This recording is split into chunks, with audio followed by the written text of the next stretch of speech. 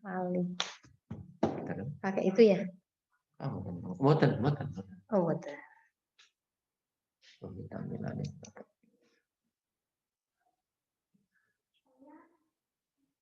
Tapi kan baru lupa. Enggak. Kalian enggak lah.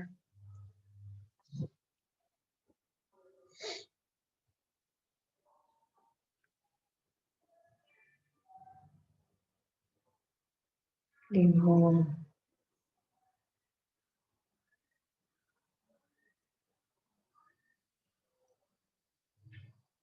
Novel kita. Kok waiting sih? Kunci semua waiting. Itu. Loh. Oh iya. Nah.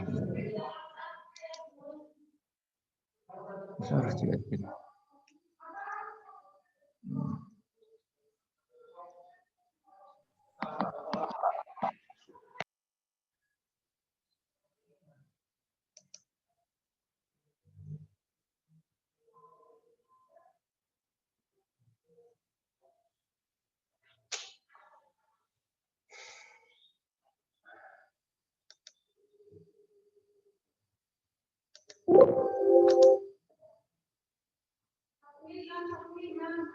Malah Terus parah. Farah ikut buka. Bukan kok. Buka ini. Jadi masak main deh.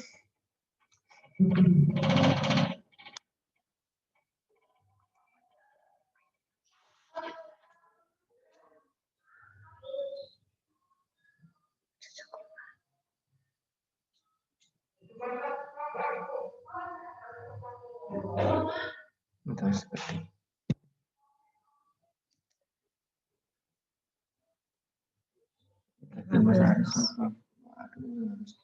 Harusnya gimana? Harusnya masuk otomatis tadi ada yang keklik. Itu jauh kalau penampilannya nggak tahu. Oke. Ini pun mulai. Kalian nunggu lah, nggih. Nunggu ya paling rak 50 lah, nggih.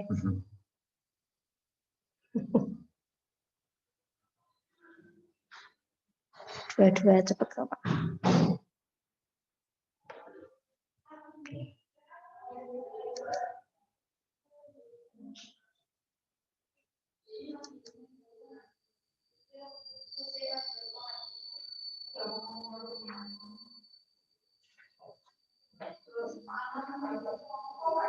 Apa anak?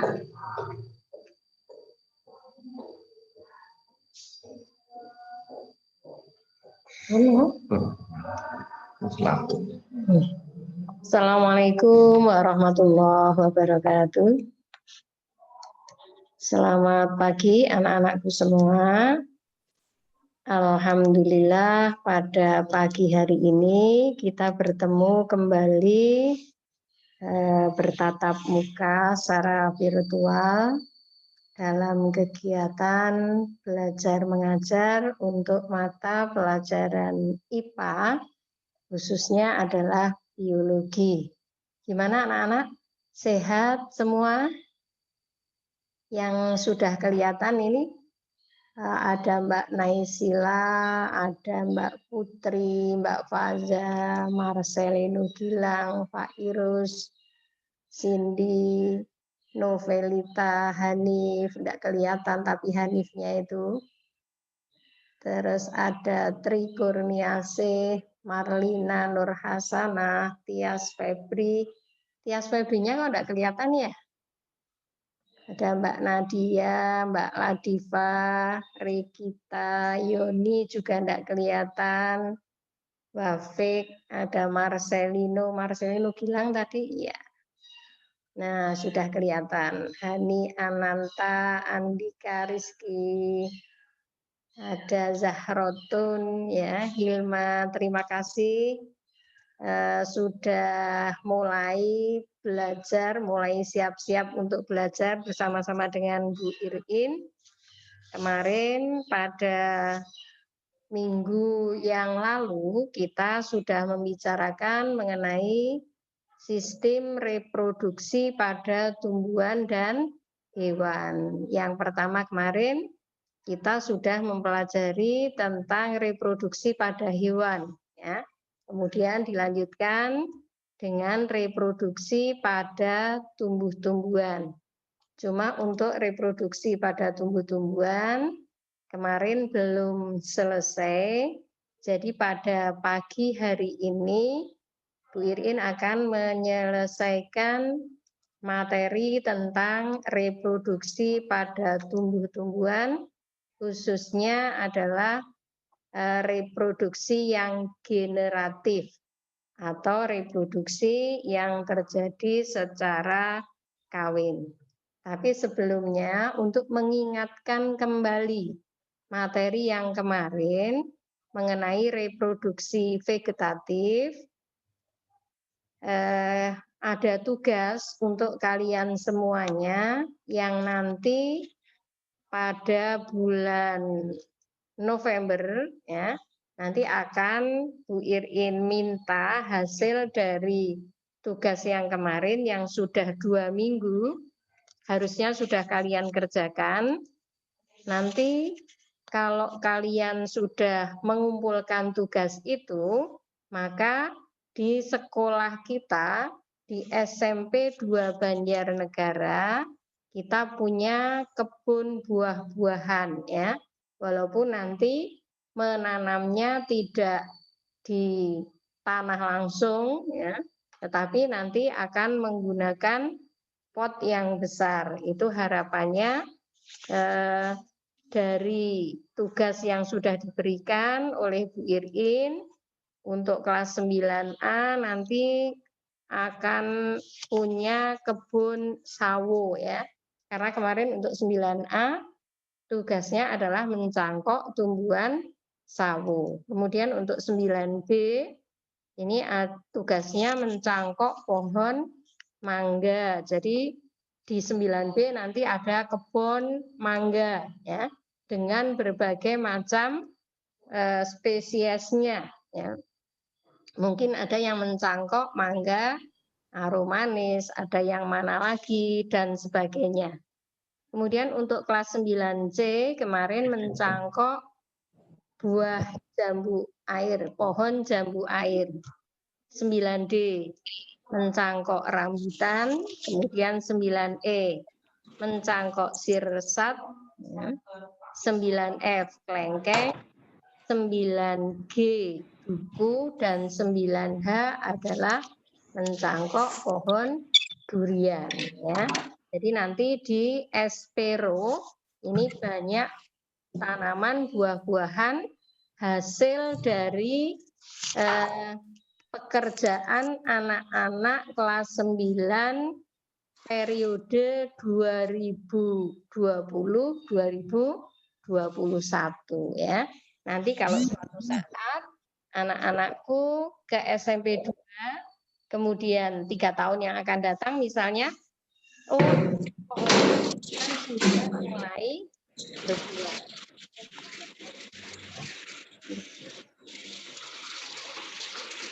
Sudah mulai berbuah, ya.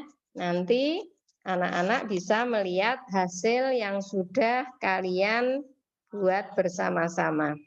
Nah, anak-anakku sekalian, yang perlu kalian pahamkan, setiap ada perkembangbiakan kok vegetatif atau tidak kawin, maka hasil dari perkembangbiakannya atau anak-anak dari hasil reproduksi itu akan memiliki sifat yang sama dengan induknya. Makanya kemarin waktu kalian mencangkok, harusnya kalian mencari tanaman-tanaman yang menguntungkan. Artinya apa? Pada saat kalian mencangkok misalnya sawo, berarti buahnya kalian cari yang tumbuhan itu mempunyai buah yang besar misalnya, atau buahnya banyak. Sehingga kalau kita mencangkok tumbuhan sawo itu, nanti 2 atau 3 tahun yang akan datang setelah berbuah, sawonya juga besar-besar. Kalau buah durian misalnya buahnya kok tebal, ya, Nah, nanti diharapkan tumbuhan yang kalian cangkok itu juga akan mempunyai sifat buah yang tebal, rasa manis misalnya. Nah, untuk tumbuhan yang lain juga sama. Jadi diingat-ingat, setiap kita melakukan perkembangbiakan secara vegetatif, maka hasil anak sama persis dengan induknya. Gitu ya anak-anak ya. Nah, kemudian untuk kekurangannya, ya, kalau kelebihannya tadi hasilnya sama persis dengan induknya. Nah, ada kekurangan dari perkembangbiakan secara vegetatif. Biasanya kalau hasil perkembangbiakan secara vegetatif nanti akan memiliki akarnya bukan akar tunggang anak-anak, tapi akarnya adalah akar serabut. Sehingga untuk hasil yang reproduksi vegetatif biasanya tanamannya itu tidak kuat ya. Karena tanamannya tidak kuat, maka biasanya kita usahakan supaya tidak roboh, nanti kita beri penyangga ya. Atau ada juga yang kemudian menggabungkan tanaman itu dengan tanaman yang lain yang akarnya kuat, sehingga nanti akan didapatkan hasil tanaman buahnya bagus dan akarnya kuat. Ya.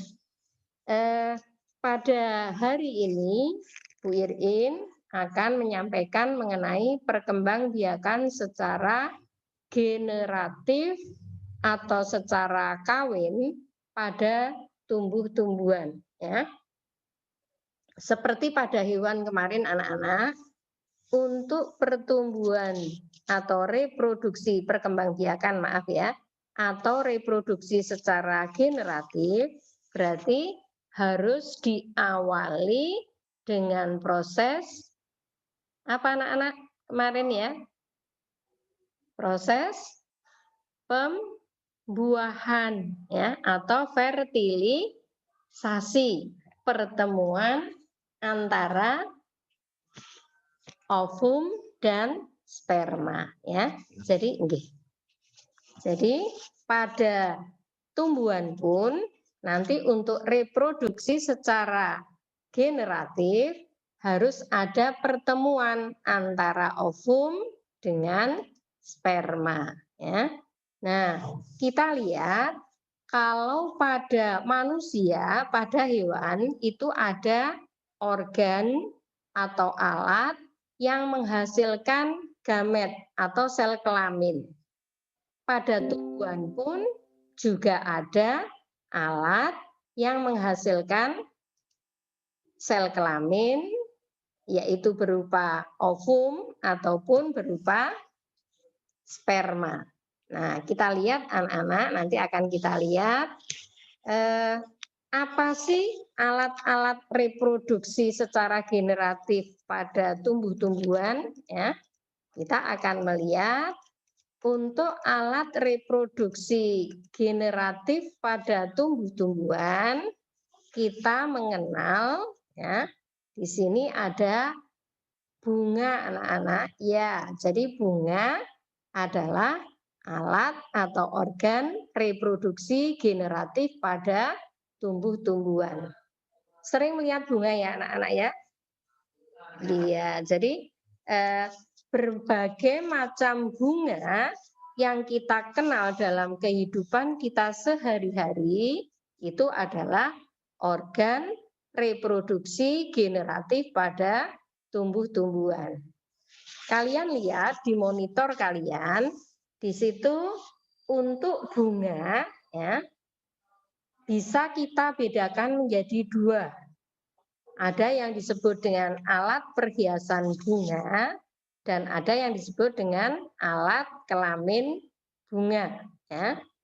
Disebut dengan perhiasan karena dengan adanya organ tersebut bunga itu menjadi indah, menjadi menarik. menjadi sedap untuk dipandang ya. Nah, untuk perhiasan bunga itu ada dua anak-anak. Yang pertama adalah kelopak bunga ya. Kelopak bunga itu yang di bawah yang warnanya hijau ya anak-anak ya. Kemudian yang kedua adalah mahkota bunga.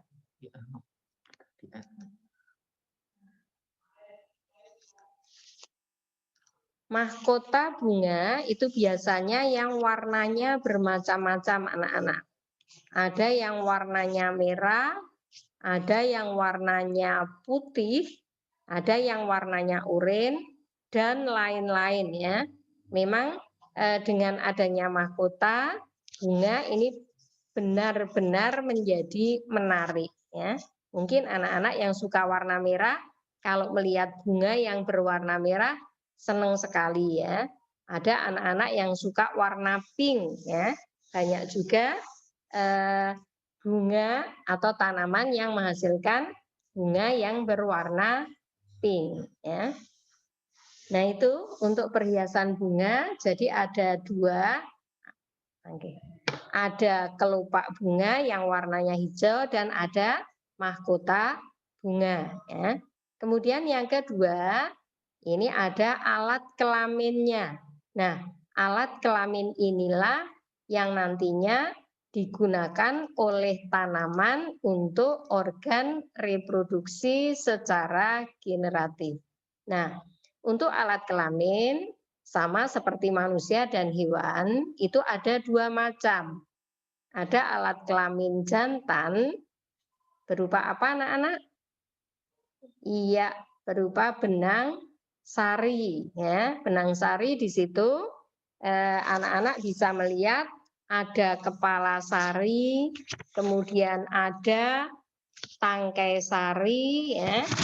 Dan nanti di kepala sari itu akan dihasilkan yang namanya serbuk sari. Nah, serbuk sari itulah yang nantinya akan membuahi ovum atau membuahi sel telur yang ada pada putik tanaman bunga. Ya. Kemudian kalau kalian perhatikan untuk alat kelamin betina pada tanaman bunga itu berupa putik anak-anak. Putik biasanya letaknya ada di tengah. Ya, kalian perhatikan itu. Iya, ada kepala putiknya, kemudian ada tangkai putiknya, kemudian ada dasar bunganya ya atau nanti yang akan di dalamnya ada ovum atau ada sel telur. Di buku kalian bisa melihat halaman 71 anak-anak. Ya. Di situ gambar putik, hanya putik saja. Tetapi kalau bunga yang lengkap, anak-anak bisa melihat halaman 65.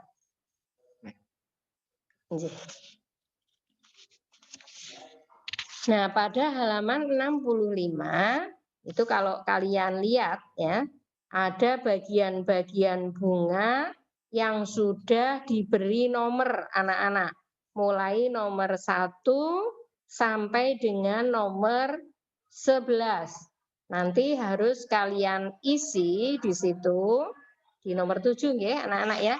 Nanti bisa kalian isi nomor satunya apa dan seterusnya sampai dengan nomor 11.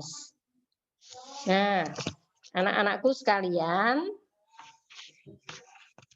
setelah kalian tahu bahwa alat reproduksi pada tumbuhan untuk reproduksi generatif adalah bunga, khususnya adalah bagian putik dan bagian benang sari, kita akan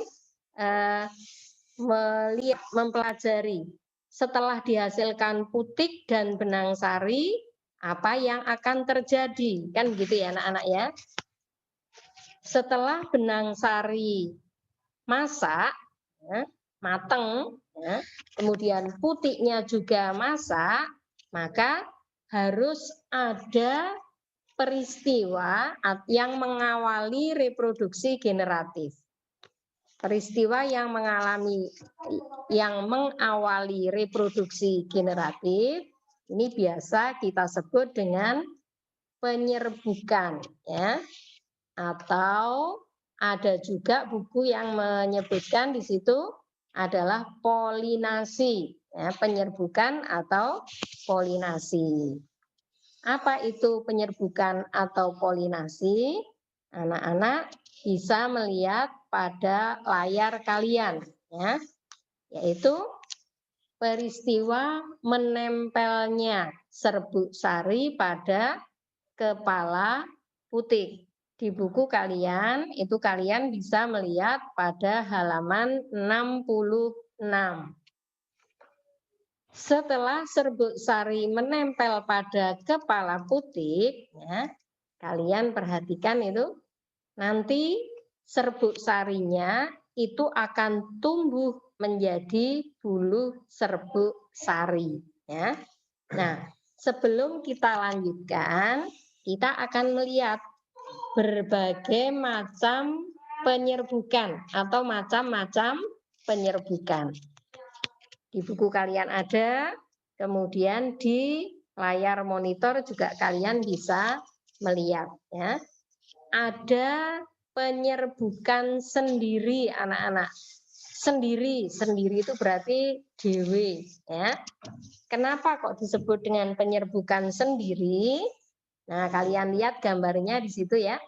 Ternyata kalau putik dan serbuk sari berasal dari satu bunga, ya, bunganya satu, punya serbuk sari, punya putik, kebetulan matang bersama-sama, serbuk sarinya jatuh di kepala putik bunga itu, maka dikatakan penyerbukan sendiri, ya. Penyerbukan sendiri, anak-anak. Ya. Sendiri tahu artinya berarti tadi, ya? Iya, atau di buku kalian halaman 70 disebut dengan autogami. Auto itu sendiri, gami itu penyerbukan. Paham ya anak-anak, ya? Yang kedua, itu ada yang disebut dengan penyerbukan tetangga. Kalau tetangga kan berarti rumah di sebelah kita, ya anak-anak, ya. Nah, ternyata pada bunga atau pada tanaman juga pengertiannya sama, anak-anak. Kalau serbuk sarinya berasal dari bunga yang lain, tetapi masih dalam satu tumbuh-tumbuhan, ya, gambarnya ada di situ, maka penyerbukannya disebut dengan penyerbukan tetangga, ya. Ada serbuk sari, ada putik, ya, tapi serbuk sarinya tidak menyerbuki putik di bunga itu, tapi menyerbuki pada putik bunga yang lain dalam satu tumbuhan. Ya. Maka disebut dengan penyerbukan tetangga atau penyerbukan geitonogami. Ya. Kalau penyerbukan sendiri tadi autogami, maka untuk penyerbukan tetangga namanya geitonogami. Itu untuk penyerbukan. Kemudian ada juga yang disebut dengan penyerbukan silang, nomor 3 di situ. Untuk penyerbukan silang, kalau tanamannya harus sama, ya, tanaman harus sama, tapi tanaman itu bukan satu tanaman atau bunganya dari tanaman yang lain, tapi masih satu jenis. Mudah enggak anak-anak? Ya, untuk gambarnya mudah.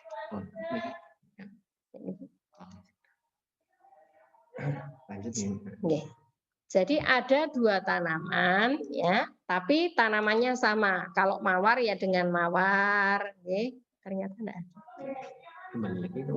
Kembali saja.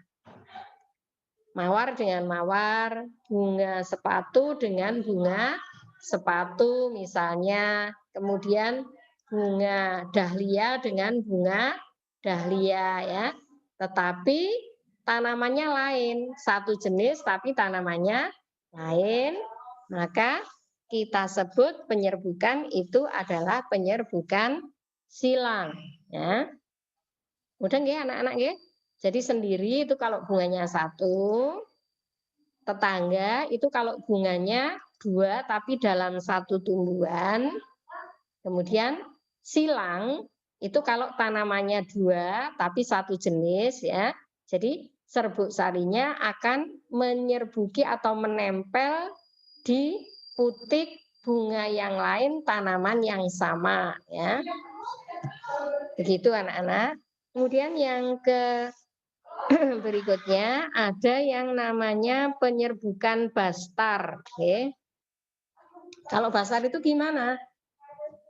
Kalau di dalam buku kalian dikatakan kalau tanamannya berbeda anak-anak ya. Kalau tadi kan tanamannya satu jenis ya anak-anak ya. Bunga mawar dengan bunga mawar ya. Ada kalian punya tanaman bunga mawar di rumah 5 misalnya ya. Kalau serbuk sari dari bunga mawar tanaman yang satu kok menyerbuki putik pada bunga atau tanaman yang lain, maka itu namanya penyerbukan silang. Nah, kalau bastar, tanaman mawar, serbuk sarinya jatuh di tanaman bunga dahlia misalnya. Jadi jenisnya berbeda. Itu sok terjadi seperti itu. Jadi diingat-ingat anak-anakku sekalian. Nah, untuk jatuhnya serbuk sari ke kepala putik itu biasanya faktornya atau pembawanya itu bermacam-macam. Ada yang terbawa oleh angin, ya. Ada yang terbawa oleh serangga atau misalnya kupu-kupu. Ada yang terbawa oleh lebah misalnya. Ada yang terbawa oleh manusia.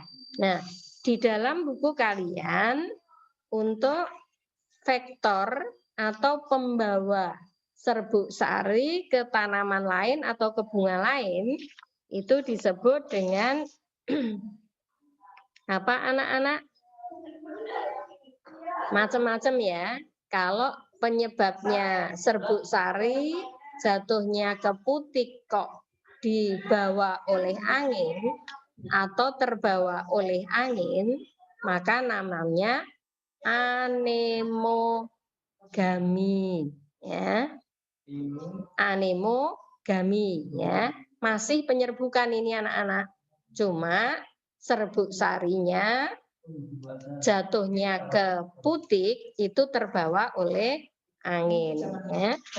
Kalau serbuk sarinya terbawa oleh serangga maka disebut dengan entomogami.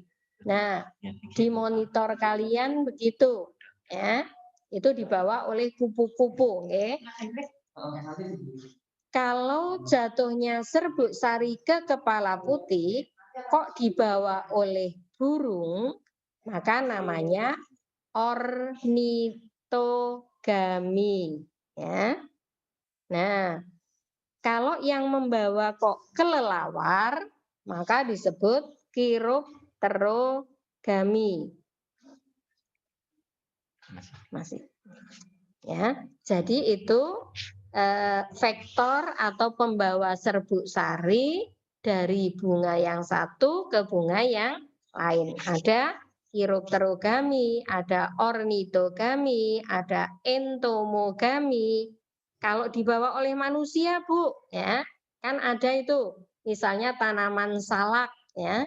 Biasanya kan orang tua kalian yang punya kebun salak pada musim apa itu ya?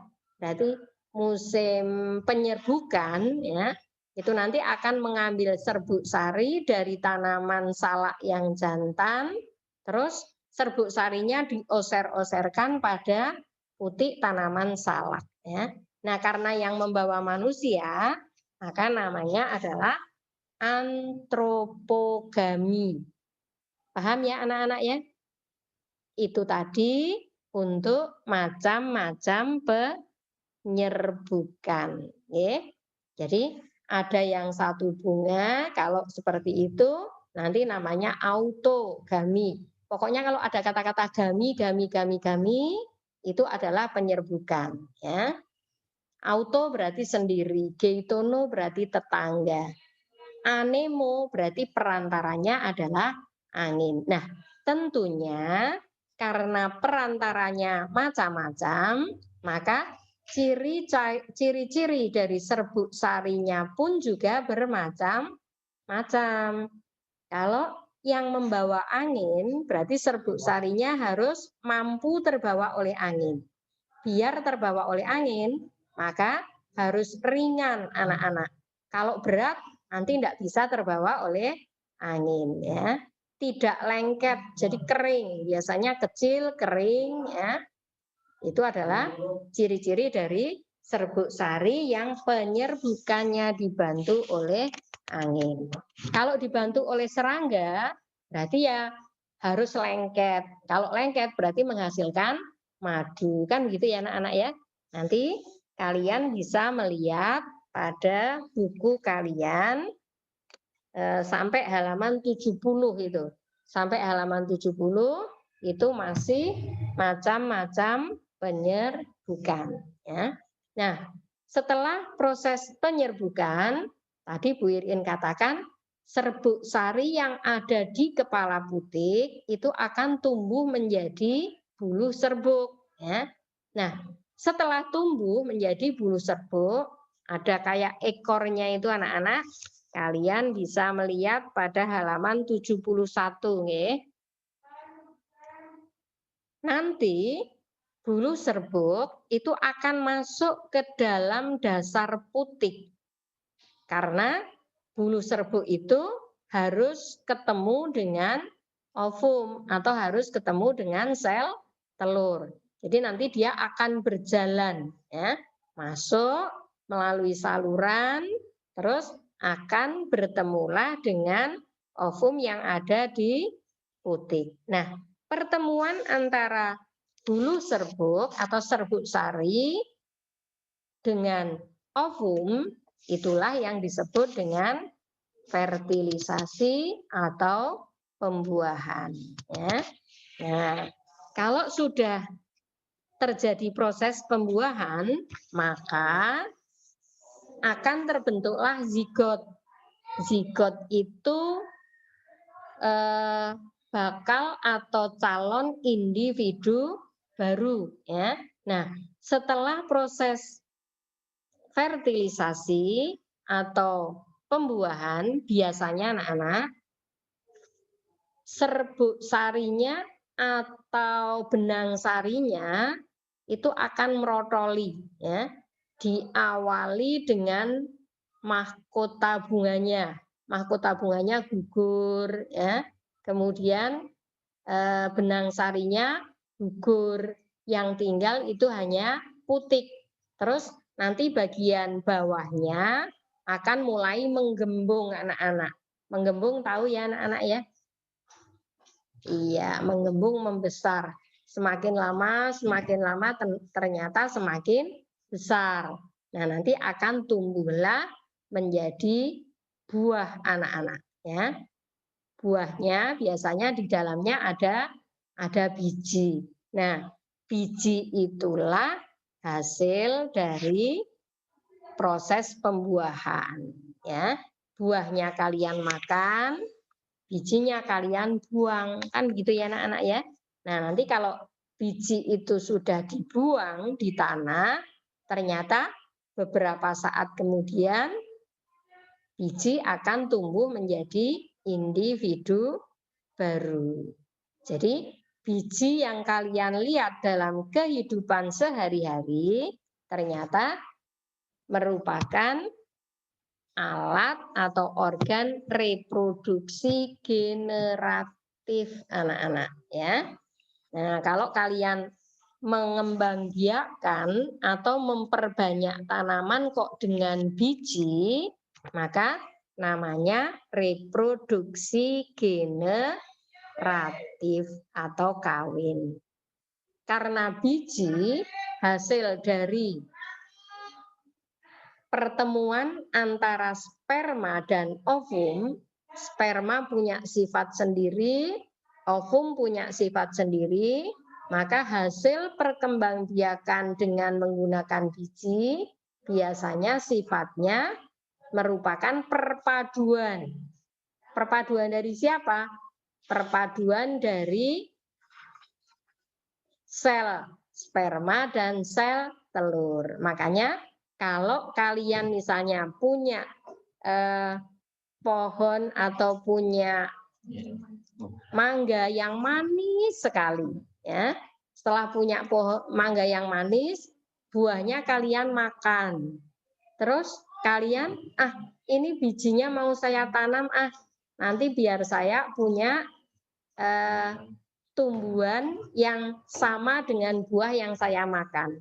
Nanti setelah beberapa tahun, biji yang kalian tanam tadi tumbuh menjadi tanaman, terus berbuah, hasilnya sama enggak dengan buah yang kalian makan, anak-anak? Iya, hasilnya belum tentu sama, karena hasil reproduksi secara generatif itu merupakan gabungan, sifatnya gabungan antara induk jantan dengan induk betina. Berbeda dengan kalau kita mencangkok. Kalau mencangkok nanti hasilnya sama persis dengan tanaman yang kita cangkok, ya. Jadi itu harus kalian pahamkan ya anak-anak ya. Hasil perkembangbiakan secara generatif hasilnya belum tentu sama dengan induknya. Tapi kalau yang secara vegetatif itu insya Allah akan sama dengan induknya. Paham anak-anak? Iya. Kalau kalian sudah paham, setelah penyerbukan, maka kita akan membicarakan tentang penyebaran biji anak-anak. Biasanya, penyebaran biji ya berarti dengan sendirinya penyebaran tanaman. Kan gitu ya anak-anak ya. Biji itu bisa menyebar kemana-mana, itu karena terbawa oleh berbagai macam pembawa atau vektor. Kalau bijinya menyebar karena dibawa oleh angin, ya, maka penyebaran biji itu kita sebut dengan anemokori, anak-anak. Diingat-ingat ya, kalau gami tadi penyerbukan. Kalau ada kata-kata kori, berarti itu adalah penyebaran. Ya. Sama-sama anemo. Kalau anemogami, berarti penyerbukan yang perantaranya adalah angin. Tapi kalau anemokori berarti penyebaran biji yang terbawa oleh angin. Bijinya terbawa oleh angin sehingga nanti biji itu kalau jatuh di tempat atau habitat yang sesuai akan tumbuh menjadi tanaman baru. Ya, mudah nggih anak-anak nggih?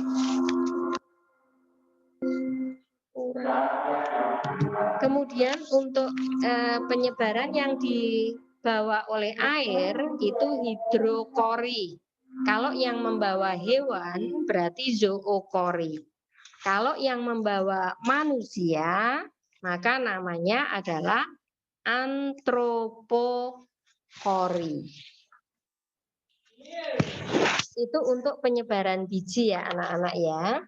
Sekali lagi Bu Irin mengingatkan kepada kalian semuanya untuk mengumpulkan. Nanti tugas terstruktur hari ini kalian mengupload ya, atau menfoto ya. Fotonya foto dari apa? Foto dari tugas 2 minggu yang lalu. Berarti foto dari kalian mencangkok ya. Terima kasih untuk Mas Bintang 9 C ini sudah mengirimkan fotonya. Untuk anak-anakku yang lain, tugas kalian terstruktur nanti adalah mengirim foto hasil dari cangkokan yang sudah kalian buat. Mudah nggih anak-anak nggih? Kemudian untuk tugas mandirinya nanti kalian bisa mengerjakan halaman 7 yang B sampai dengan halaman 8 nomor 27. Ya. Jadi itu anak-anak materi kita pada hari ini.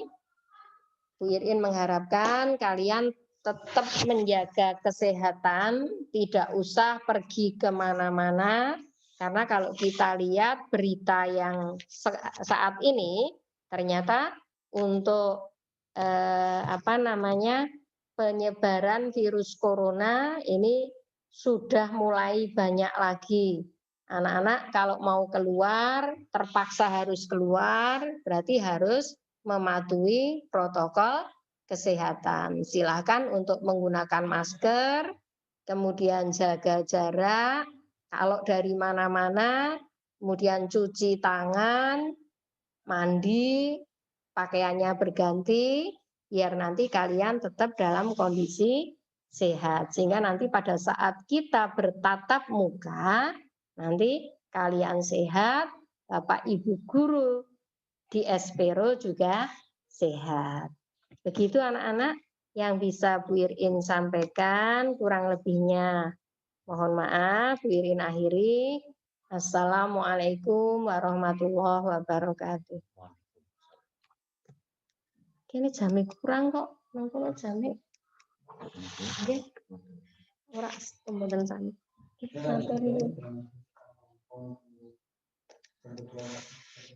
Ora ono apa? Lanjut apa jam kedua? Oh, WA yo, WA. Yang arep resik-resik Kak. Arep nyabut rumput tadi. Tenuan. Nggih.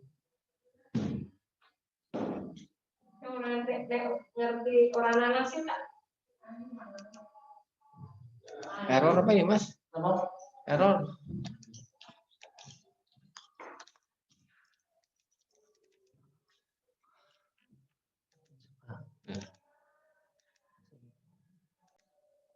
Ya. Yuk stop.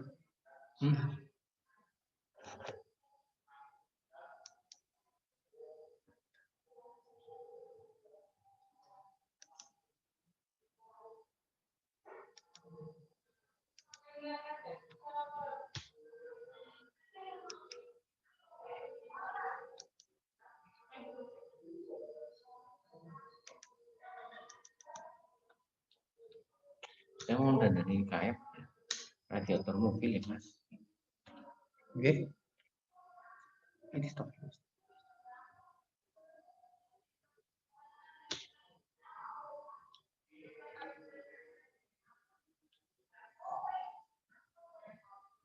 Rekamannya mati ya, dia matikan aja.